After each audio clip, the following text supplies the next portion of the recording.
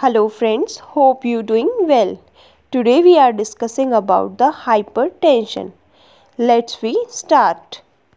Definition: hypertension, also known as high blood pressure, is a long-term medical condition in which the blood pressure in the arteries is persistently elevated. जो hypertension है उसको हम high blood pressure भी कहते हैं, जो कि एक लॉन्ग टर्म मेडिकल कंडीशन है जिसमें जो बीपी है, हमारा जो ब्लड प्रेशर है, वो एलिवेटेड रहता है. The SBP will be more than or equal of 140 mmHg and DBP will be more than or equal of 90 mmHg. मतलब जो हमारा सिस्टोलिक ब्लड प्रेशर है वो मोर देन 140 या फिर इक्वल मतलब 140 ही रहेगा, एंड डायस्टोलिक है वो 90 या फिर मोर देन 90 देखने को मिलेगा. Means to say more than 140 by 90 mmHg is indicated to hypertension. अब हम बात करेंगे ईटियोलॉजी के बारे में. तो हमारे यहाँ पर दो पार्ट्स आ जाते हैं या दो टाइप्स बोल सकते हैं. एक primary and second is secondary. Primary में क्या होता है? It is the elevation in BP without an identified cause. मतलब बीपी तो बढ़ रहा है पर उसके पीछे कोई भी कॉज नहीं है, मतलब unknown cause indicate to primary hypertension.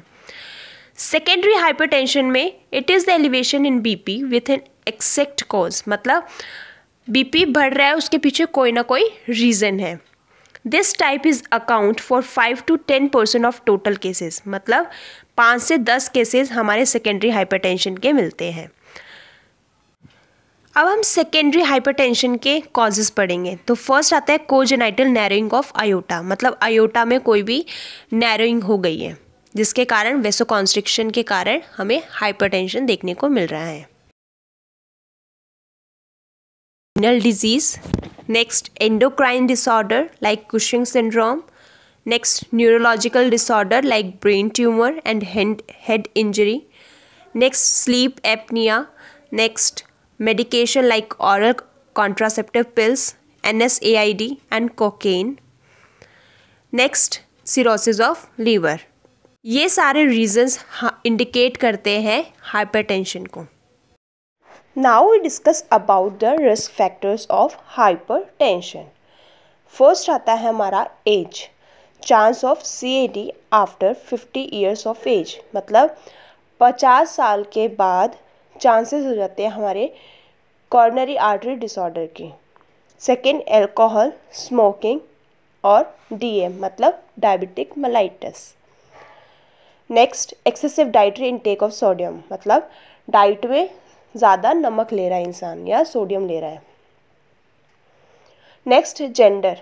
Mails के अंदर एज कंपैरिजन टू फीमेल ज़्यादा देखा जाता है.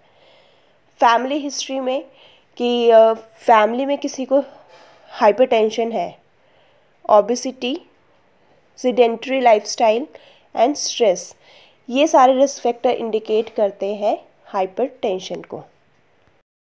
अब हम बात करेंगे पैथोफिजियोलॉजी के बारे में. Normal blood pressure is maintain by 4 mechanisms. मतलब जो हमारा ब्लड प्रेशर है वो 4 मैकेनिज़म से मेंटेन होके रहता है. First is the sympathetic nervous system activities. Second is activity of vascular endothelium. Third is activities of renal system. Fourth is activities of endocrine system. अब हम चारों मैकेनिज्म्स को एक एक कर कर पढ़ेंगे. तो फर्स्ट आता है sympathetic nervous system activities. When the BP is decreasing, the activation of SNS will occur. मतलब जब भी BP डिक्रीज होगा तो हमारा सिंपैथेटिक नर्वस सिस्टम एक्टिवेट होगा. The increased SNS activity increase the heart rate and cardiac contraction. जैसे ही हमारा SNS increase हुआ, मतलब एक्टिवेट होकर इंक्रीज़ हुआ, उसके बाद हार्ट रेट इंक्रीज़ होगा और कार्डियक कॉन्ट्रैक्शन भी इंक्रीज़ होगा. The increase the heart rate and the cardiac contraction produce vasoconstriction in the peripheral arterioles. अब क्या होता है, हार्ट रेट बढ़ गया है, कार्डियक कॉन्ट्रैक्शन बढ़ गया है, जिसके कारण जो पेरिफेरल आर्टरियोल्स में वेसोकॉन्स्ट्रिक्शन दिखने को मिलेगा. And promotes the release of renin from kidney. और किडनी को इंडिकेशन मिलेगा कि वो रेनिन सेक्रीट करे. The net effect of SNS activation is to increase the arterial blood pressure by increasing cardiac output and systematic vascular resistance, मतलब अब सारा effect आ जाता है हमारे सिंपैथेटिक नर्वस सिस्टम का, जिसके कारण जो आर्टरी ब्लड प्रेशर है वो इंक्रीज़ हो जाएगा और कार्डियक आउटपुट भी इंक्रीज़ हो जाएगा, जिसके कारण पता चलेगा हमें कि पर्सन का बीपी बढ़ा हुआ है, जो इंडिकेट करता है हाइपरटेंशन को। अब हम सेकेंड मैकेनिज्म पढ़ेंगे, activities of vascular endothelium. The vascular endothelium is a single cell layer that lines the blood vessels. अब जो हमारी ब्लड वेसल्स होती है वो लाइंड होती है किससे? एंडोथेलियम से, जो कि एक सिंगल सेल लेयर होती है। It will produce vasoactive substance and growth factors like nitric acid and endothelin etcetera. अब ये क्या करती है? वेसो एक्टिव सब्सटेंस को प्रोड्यूस करती है और ग्रोथ फैक्टर्स को, जैसे कि निट्रिक एसिड, एंडोथिलिन, इन सब चीज़ों को रिलीज़ करती है, जिसके कारण वो एक्यूमुलेट हो जाती है inner surface of the blood vessels, जिसके कारण the substance are potent vasoconstriction and cause increase blood pressure level, जिसके कारण जो ब्लड वेसल होगी वो नैरो हो जाएगी। नैरो होने के कारण जो ये क्या करेंगी? ये सब्सटेंस वेसो कॉन्स्ट्रिक्शन करेंगे। वेसो कॉन्स्ट्रिक्शन करने के कारण ब्लड प्रेशर बढ़ा हुआ दिखेगा, जो कि इंडिकेट करेगा हाइपर टेंशन को। अब हम बात करेंगे थर्ड मैकेनिज्म की, जो कि है रीनोवेस्कुलर हाइपरटेंशन। तो फर्स्टली एल्डोस्टेरोन सिक्रीट होगा हमारे एड्रेनल ग्लैंड से, जो कि वर्क क्या करेगा? हमारे सोडियम रिटेंशन को बढ़ा देगा, जिसके कारण हमारा आर्टेरियल प्रेशर भी इंक्रीज़ हो जाएगा। फिर इसके बाद सीधा चला जाएगा प्रेशर डायरोसिस क्रिएट करेगा। प्रेशर डायरोसिस क्रिएट होने के बाद रेनिन एक्टिवेट हो जाएगा। इसमें रेनिन एक्टिवेट होने के बाद एंजियोटेंसिजन ये एक्टिवेट होगा, जो कि एंजियोटेंसिन फर्स्ट में कन्वर्ट होगा, फर्स्ट फिर सेकंड में कन्वर्ट होगा in the presence of the ACE। Angiotensin second create करेगा वेसो कॉन्स्ट्रिक्शन। जैसे ही वेसो कॉन्स्ट्रिक्शन होगा तो बीपी बढ़ जाएगा। तो ये क्या करता है? वेसो कॉन्स्ट्रिक्शन होने के बाद हाइपरटेंशन क्रिएट करता है। अब हमारा फोर्थ एंडोक्राइन सिस्टम मैकेनिज्म आता है। इसमें क्या होगा? एंजियोटेंसिन सेकेंड स्टिमुलेट करेगा एड्रेनल कॉर्टेक्स को और एड्रेनल कॉर्टेक्स सिक्रीट करेगा एल्डोस्टेरोन को। एल्डोस्टेरोन क्या करेगा? हमारे सोडियम वाटर के रिटेंशन को बढ़ा देगा, जो कि इंडिकेट करेगा वेसो कॉन्स्ट्रिक्शन। वेसो कॉन्स्ट्रिक्शन होगा तो कार्डियक आउटपुट बढ़ेगा और बीपी भी बढ़ा हुआ दिखेगा। Now we come on clinical features or clinical manifestation. Sometimes the high blood pressure does not cause any symptoms. मतलब कई बार क्या होता है? हाई ब्लड प्रेशर का कोई कॉज नहीं होने के कारण कोई सिम्टम नहीं शो होता है, तो उसको हम क्या कहते हैं? Silent killer disease.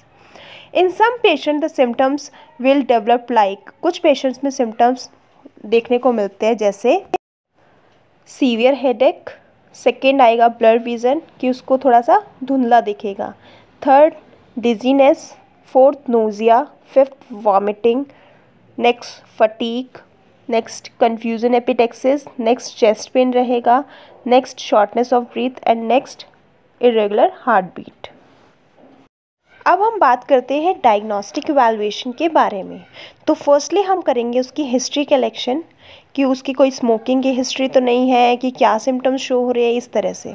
सेकेंड हम करेंगे फिजिकल एग्जामिनेशन। फिजिकल एग्जामिनेशन में हम उसका बीपी चेक करेंगे और उसके सिम्टम्स को चेक करेंगे। Next medical history of the diabetic mellitus, उसकी मेडिकल हिस्ट्री के बारे में पूछेंगे, कोई आपको डायबिटिक मेलाइटिस तो नहीं है। नेक्स्ट ब्लड काउंट देखेंगे, एक्सरे करेंगे, ECG करेंगे। अब हम बात करेंगे मैनेजमेंट के बारे में। Mainly the management of hypertension is possible by two ways, which include lifestyle modification and pharmacology therapy. Mainly हम hypertension को दो ways से manage कर सकते हैं। फर्स्ट आता है हमारा lifestyle modification and second pharmacology therapy. अब हम फर्स्ट वे की बात करेंगे, जो कि है लाइफस्टाइल मॉडिफिकेशन के बारे में। कोई भी पेशेंट है जो कि हाइपरटेंसिव है, उसकी लाइफस्टाइल में क्या मॉडिफाई करे जिसके कारण उसका जो ब्लड प्रेशर है वो मेंटेन हो या फिर नॉर्मल रेंज में आ जाए। तो फर्स्ट हम करेंगे वेट रिडक्शन। कोई भी पेशेंट है जो अगर वो ओबीज है, मतलब ओबिसिटी है उसके और और हाइपरटेंसिव का शिकार है तो उसका सबसे पहले हम वेट को रिड्यूस कराएंगे। Second, dash diet. हम स्पेशली डैश डाइट जो होती है वो हाइपरटेंसिव वाले पेशेंट्स को ही देते हैं। Next, dietary sodium reduction. अब जो उसकी डाइट होगी उसमें सोडियम इनटेक लो होगा। नेक्स्ट, अल्कोहल को रिड्यूस कराएंगे। अगर वो अल्कोहल लेता है तो उसके अल्कोहल को रिड्यूस कराएंगे। उस वाले पेशेंट को एनकरेज करेंगे किसके लिए? एक्सरसाइज के लिए। नेक्स्ट है होगा स्ट्रेस मैनेजमेंट। अब ये स्ट्रेस भी हमारा एक फैक्टर होता है, हाइपरटेंसिव को एक तरह से इंडिकेट करता है।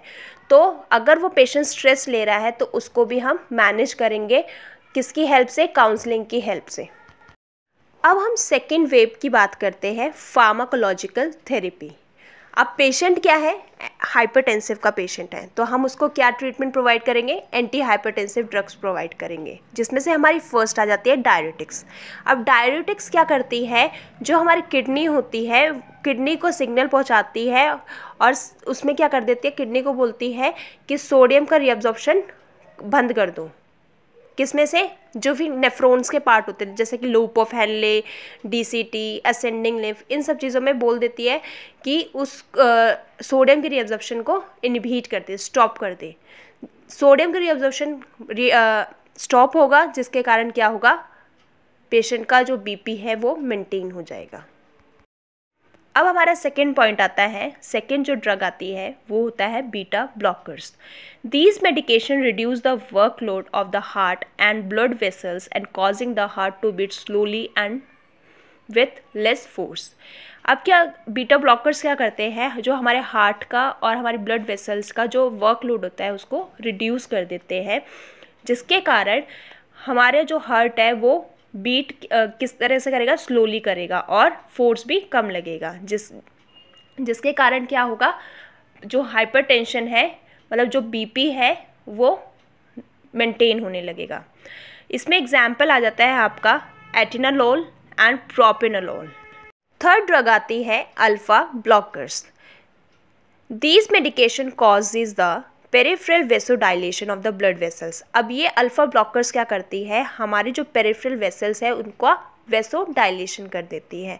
वेसो कॉन्स्ट्रिक्शन होता है तो बीपी बढ़ता है, वेसोडाइलेशन होगा तो बीपी रिड्यूस होगा।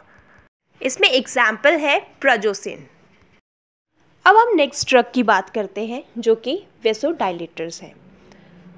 These medication acting directly on the muscle in the wall of arteries and preventing the muscles from tightening and arteries from narrowing. ये मेडिकेशन किस पर वर्क करती है? सीधा मसल्स पे। कौन सी मसल्स पे? आर्टरीज की वॉल्स की जो मसल्स है उस पर वर्क करती है। ये किससे प्रिवेंट करती है?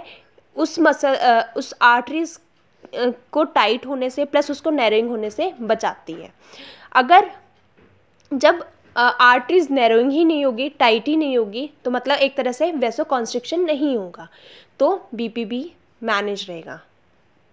इसमें एग्जाम्पल आ जाते हैं हमारे एनटीजी या जिसको बोल सकते हैं हम nitroglycerin, second sodium nitroprusside. Next drug आती है हमारी ACE inhibitor. This group of medication will reduce the conversion of A1 to 8 second and prevents vasoconstriction. अब AC इनहिबिटर क्या करता है? एंजियोटेंसिन फर्स्ट को एंजियोटेंसिन सेकेंड में कन्वर्ट नहीं होने देता, और ये कन्वर्ट नहीं होगा तो वेसो कॉन्स्ट्रिक्शन नहीं होगा, जिसके कारण बीपी भी नहीं बढ़ेगा। तो इसमें जो ड्रग्स आती है वो आती है कैप्टोप्रिल एंड रेमिप्रिल।